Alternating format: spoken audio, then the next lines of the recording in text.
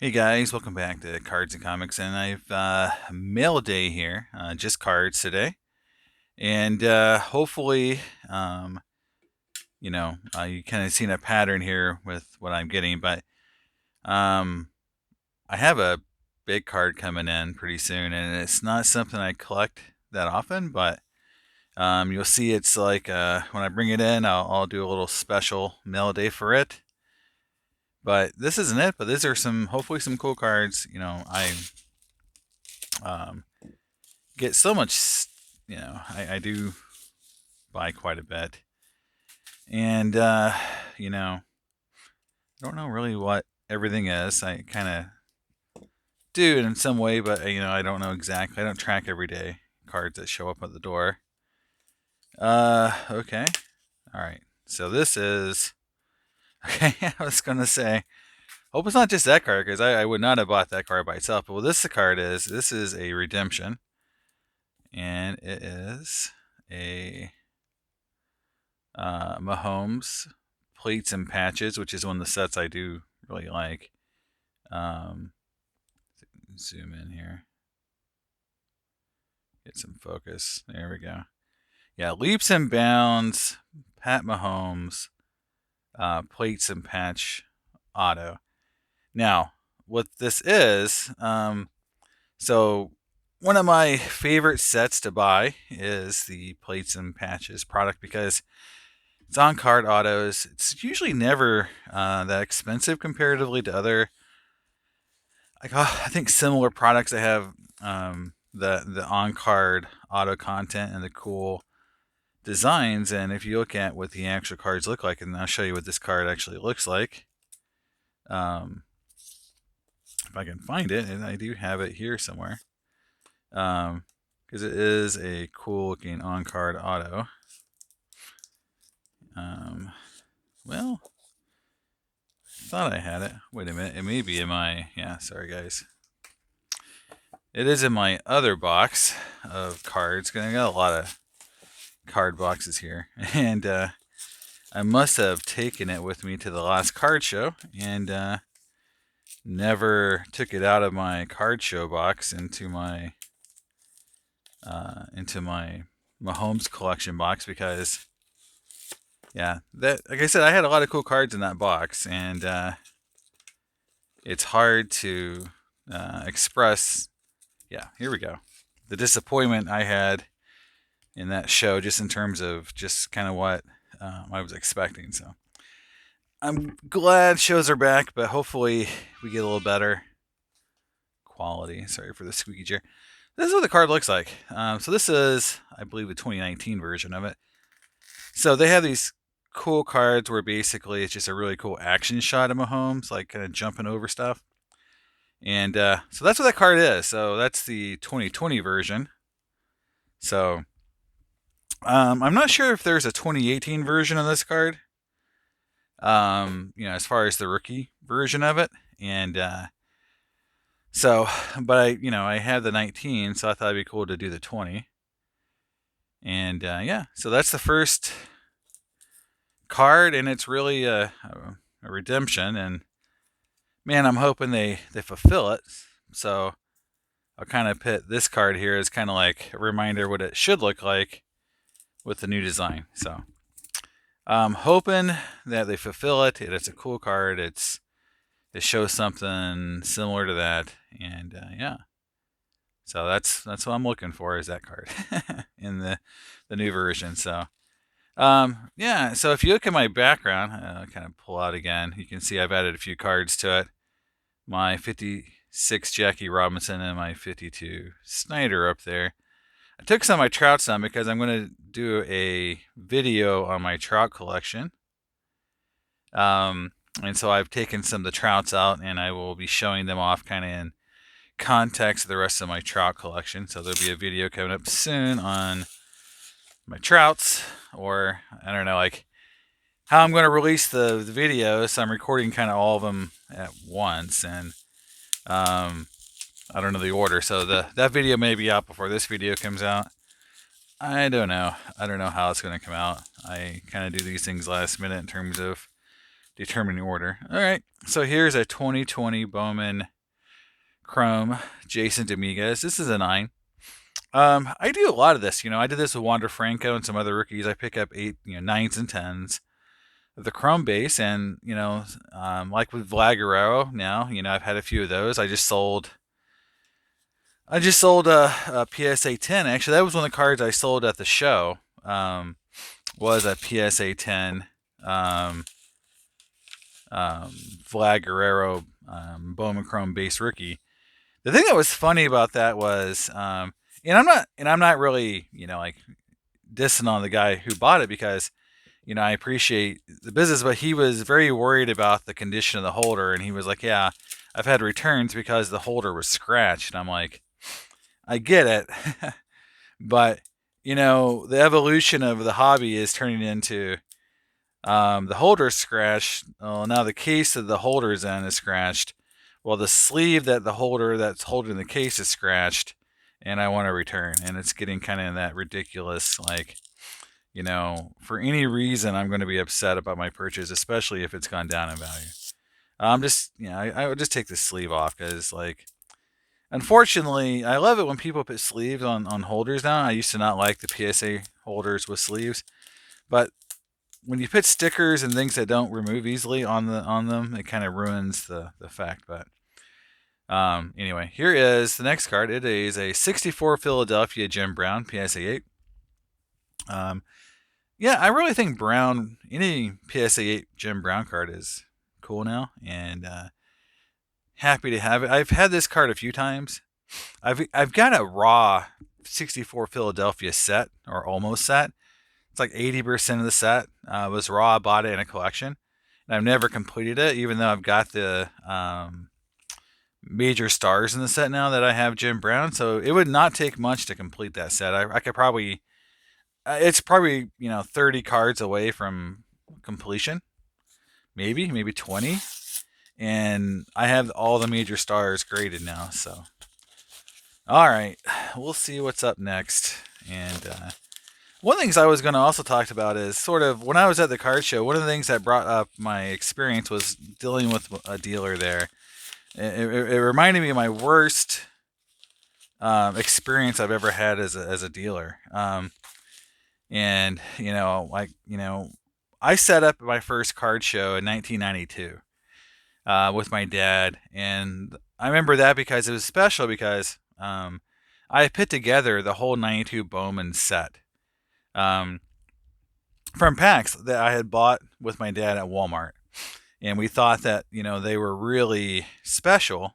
We did not know anything about that set was going to have so many cool rookies. And at the time, there was a lot of cool rookies. It ended up being just a few. But I remember it was $1 a pack, and us buying jumbos and packs by, like, I think 200 or 300 of them. Walmart, for some reason, I think Topps just unloaded a lot of that stuff, because you got to remember, a history lesson is 91 Bowman and 90 Bowman did not sell well. And when 92 came out, I don't think a lot of people pre-ordered it or really cared much about it, because, they didn't really realize they had changed the set so dramatically. And so by, when I first saw them, I knew that, like, wow, these are not the paper stock anymore. They're glossy. They look cool. And I convinced my dad to kind of wipe a Walmart out. And we were able to put a full set together. And I remember going to this card show in Pryor, Oklahoma in 1992. And the only reason we went was because a friend of my dad's, who was an umpire, and my dad was an umpire. And this friend of mine, his grandfather was Cliff Mapes, and he knew Mickey Mantle. And so at this card show, David Mantle, Mickey's son, was going to set up and sell Mickey Mantle autographs as part of the show. Is you could, go to David Mantle, Mickey Mantle's son, and buy, Mickey Mantle autographs. And we bought a baseball from, David Mantle for $300 for Mickey Mantle. Mickey Mantle autographed baseball for $300, and remember it like it was yesterday. I mean, that was the sole reason we really wanted to go, was to set up at the show. Now Mickey Mantle was not there. It was just his son selling kind of like his memorabilia and autos out of the back of his trunk, so to speak. But that was real. I mean, those were obviously real Mickey Mantle autos, and for $300 for, I thought it was a great deal. But the thing is like $300 is still a lot, and so we went to the card show set up as a dealer to make money to kind of buy that ball. And I remember selling that set. I had the set. I had it with me. I was thinking nobody would want it. And all of a sudden, like two dealers came up and they kind of got into a bidding war. And I ended up selling it, I think, for like $450 to one dealer. And then we sold some other cards. I remember coming home with like $500 plus a Mickey Mantle ball. And I was like, man, this is cool. Like, this is awesome. And it was a lot of years later before I stepped into the show because I ended up going to college and all that stuff happened. But the worst experience, so that was kind of my best experience because it was my first. My worst experience was setting up in Indianapolis, and it was right after we had our second daughter, and you know, I had a lot of vintage cards, and I had Hank Aaron, Hank Aaron, Ernie Banks, and Clemente rookie cards, and I've had them multiple times, but they were all sevens.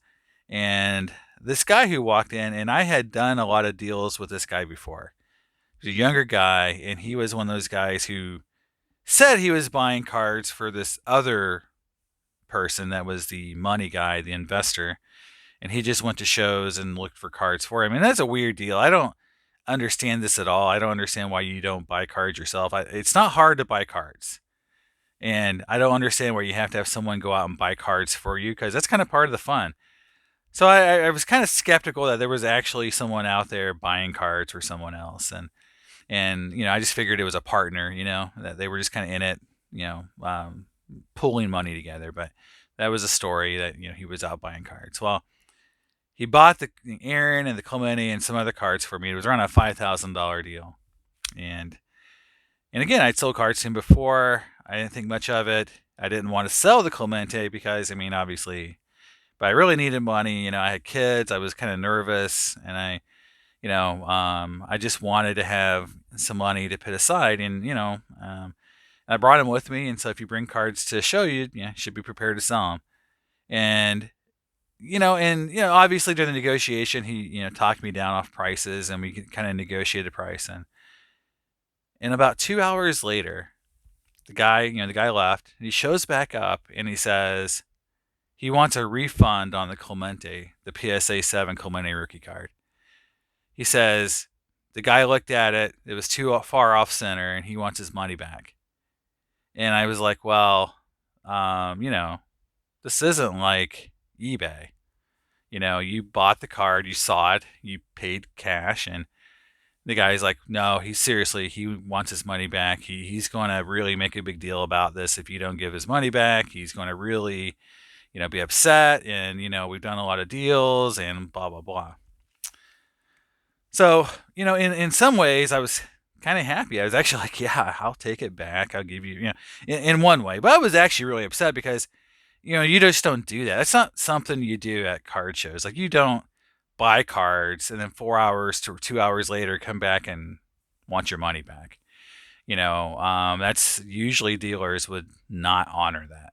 Unless you had a really good relationship. Now, I did not have a really good relationship with this guy because he had been going around, after I gave him deals and telling people like how stupid I was and how he was always ripping me off, and so I'd heard that, and then after I gave him this card back, something in my mind just clicked, like I'm never going to deal with this guy ever again. This is it, like this is it. I'm never going to. And so the very next show, he shows up and he asked me about 4 or 5 cards, and I gave him above eBay pricing. And I'm usually around 80-85% of eBay, due to fees, and and it depends on what I'm in on the card at. So gave him no deals. Guy walks up and asked me about the same card, and I gave him a kind of a deal on it, 80% or whatever eBay, $80 card I priced at 60. And the guy looks at me, he's like, "Why didn't you give me that price?" I said, "Because that's his price, not your price." I said, "You get no deals from me ever again. If you want to buy a card from me, you pay full price." And he got really upset. And I just said, "Look, man, like if you're going to go around and renege on deals and talk crap about me behind to the other dealers who tell me what you say, like we're friends, they're not friends with you, okay? Like the guys next to me, we set up every week, like we talk and they tell me what you say." But that was, the most upset I've seen anyone get, and really got upset. Um, and he would come back once in a while, and try to do deals and try to like say it wasn't him, and he didn't mean it, he was just kidding, and he really wanted to, make amends, but I never sold that dude another card. And and that's just something, for me personally is, you don't, in this hobby, it's just, don't lie. Like I just hate it when you lie to me about what you're doing. Another example of that is somebody came to me and was telling me like he's wanting to build his collection for his kid. He just wanted these cards, and I think it was, some vintage cards. And he was really wants it for his kids. He wants to get his kid into collecting. So I'm like, okay, and we did a deal. I go home and they're already on eBay. They're already on eBay. And needless to say, I did not do any more deals with that guy. And I just tell me what you're gonna do. Don't lie. If you're gonna sell on eBay, fine. We'll come up to a price. If that's what it takes, or tell me that's what you want to do. But yeah. So like but not only did that ruin that whole show for that day, just because like guy reneged on a basically a $2,000 card. Um, but just the fact that he was kind of laughing about it, like like I put it this way, like you know like don't ruin this golden cash cow of me giving you money because I know you need money. Like there's future money coming down the pike. Don't ruin it for this one card. I know you're poor. I know you need money. Like I'm rich, you're not. That kind of thing. And yeah, it did not go over well with me. And as you can tell by my collection, I definitely have money to buy cards. So like I was, at the time I was like, yeah, I should sell some. There's time to sell and time to buy. So anyway, that was kind of my worst experience because it was very uncomfortable to be asked to take a card back, especially a graded PSA 7 Clemente rookie card, because it's a good card. I mean, it was a nice card. And then, just that uncomfortableness of like this guy going around telling people how much I was, how stupid I was and things like that. Um, just uncomfortable. It's not fun. It takes a lot of the fun out of being a dealer. And I will say this is that, I've had a lot of good interactions as a dealer, but I have been threatened. I have had guys tell me they're going to meet me in the parking lot because I wouldn't do a deal with them. Um, yeah, and that was back when the prices weren't crazy. So I'm a little. I don't think it's going to happen as much anymore because I think there's a more business mentality um, with people today that they just this is a business transaction. They're buying cards along those lines. But I've definitely had my fair share of bad interactions at card shows, and being a dealer is not as fun as you would think. Because of that, because you know you're taking some risk by being there. I've had so many people ask me where I live. Could they come to my home? Could they, get my work number? I've had people Google me, contact me on Facebook, unsolicited work. Like they find out where I work somehow, and they call work asking for me at work. I've had this happen at least 3 times. I just think, yeah, like if you're going to those links to try to find someone to buy a card off someone, you need to think about what you're doing because that's just way too far. And yeah, I've had kind of crazy stuff. Now, I'm not saying like, I've had the worst experiences as, I'm sure other people have had their houses broken into, cards stolen, much worse. But it's not fun to think that's going to happen to you, or you think you're going to get some guy in the parking lot waiting for you after a show because you didn't do a deal with them. You know, but in all, I mean, 99% of the time it's fine. But it's those one percenters, that kind of ruin it for everyone. And yeah, and I guess more story, don't renege on deals, especially at card shows, because no one enjoys that. No one enjoys someone coming back and wanting a refund on a major purchase. So, I know most of you guys would not do that, but in this climate of eBay returns, I wouldn't put it past someone at a show coming back and saying, "Yeah, that PSA 9 card I bought from you, I went home and I found a little ding on the back. I want a refund now." And coming back to the show and asking for a refund. I can see that happening.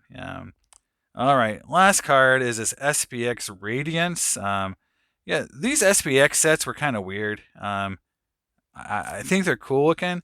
They are numbered, so this is numbered out of 3,500, and it's an 8. I don't. Again, if you go through my videos, you'll see this is that on these kind of insert cards that are numbered in the 90s, I don't care if they're 8s, 9s, or 10s. And you'll see that if you look at my collection of Griffey cards, you'll see I don't have consistent grades of 8, 9s, or 10s. I just like the card and I want the card. And if it's a fair price at an 8, 9, or 10, I'll get it.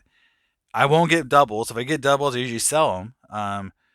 And that's sort of a move on, because my take of it on it's this is that there's so many Griffey inserts from the 90s to collect, and cool cards from the early 2000s and such, that you can't get them all. I mean, it's impossible. But worrying about everything having to be a 9 or 10 is extra stress. And I'm just like, if it's raw and it looks cool, I'll get it. If it's an 8, I'll get it and I'll move on. If it's something I really love, I might look at it and try to get it in the right grade. But I'm not going to sit there and be like, oh my God, every card has to be a 10, or I can't, this collection is just ruined. And so that's how I collect Griffey. Now, if you go to my Mike Trout video that I'm going to post before, we talked about this a little earlier, that, you'll see I do something completely different with Trout. Like I don't have anywhere near the same collecting mentality with Mike Trout. I've taken a completely different approach, and I love it because it frees me up from a lot of these constraints. When I collect Clemente, Mays, Mantle, I care about the grades. I don't care what. Okay, I'm a sheep. I'm a slave to the grade. Whatever. I definitely look for grades. I want the grades to be a certain way. I want the cards to look a certain way too, centering and gloss and color. Whoops, sorry about that. And so yeah, I definitely want grades to be consistent. With Griffey, it's a little different, and then with Trout, it's completely a different ball game. So, if you get that video, hopefully you see kind of a different approach to collecting. Not a one size fits all for me for sure. And yeah, and you'll see on my mail days, like as I collect cards, it's a different, modern versus vintage. How I collect is different, and I have a different strategy or no strategy. So yeah, there it is. Supposed to have been a short mail day, but I want to talk to you a little bit about some of my collecting experiences, and hopefully you find it entertaining. If not, hey, as always, next video. All right, I'll talk to you next time.